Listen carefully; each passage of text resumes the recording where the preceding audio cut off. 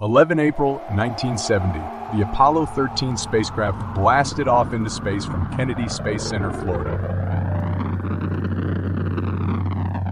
It was supposed to be the third time people visit the moon.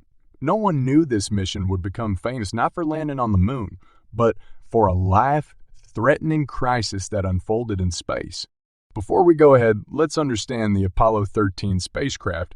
The Apollo 13 spacecraft was like a big, high-tech space car. It had three main parts: Command Module, Service Module, and Lunar Module.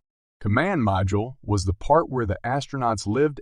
It had all the necessary equipment. Service Module was like the backpack of the spacecraft. It had the engines, power supply, oxygen, and water for the astronauts. Lunar Module was like a small, two-person spaceship that could land on the moon. It had legs and landing gear. The Apollo 13 crew consisted of three astronauts: Fred Haise, Lunar Module pilot; James Lovell, commander; John Swigert, Command Module pilot. The spacecraft blasted off into space. Everything went smoothly during the initial stages of the mission. The spacecraft entered Earth's orbit and began its journey towards the moon.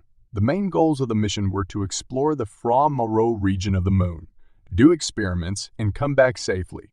Approximately 56 hours into the mission, while the spacecraft was around 200,000 miles from Earth, a disaster struck. Three astronauts sitting in the spacecraft heard a loud explosion.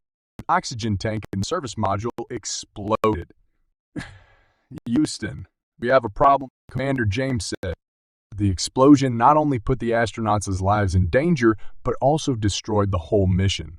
The command module, which was needed for going back to Earth's atmosphere, had to be turned off to save the remaining energy. The lunar module was now the only spacecraft that could help the astronauts, but it wasn't made for that much long trip. Now they were facing numerous challenges.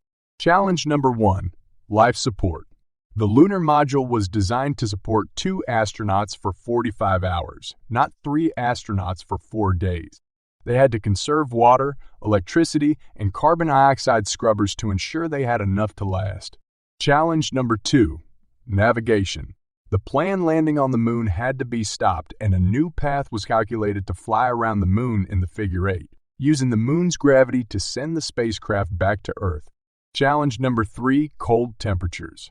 Temperatures inside the spacecraft dropped significantly. The astronauts had to endure cold conditions. The crew and the people on the ground worked very hard to overcome these challenges. Fred Haise, who had a urinary tract infection and a fever, continued to work with his fellow astronauts.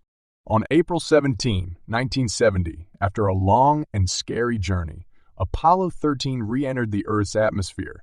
The crew had to go through 6 minutes of no communication as they re-entered. Finally, they landed safely in the Pacific Ocean, just 4 miles from the recovery ship. All 3 astronauts were rescued and found to be healthy. Subscribe if you enjoyed the story and would like to hear more fascinating tales and learn new things.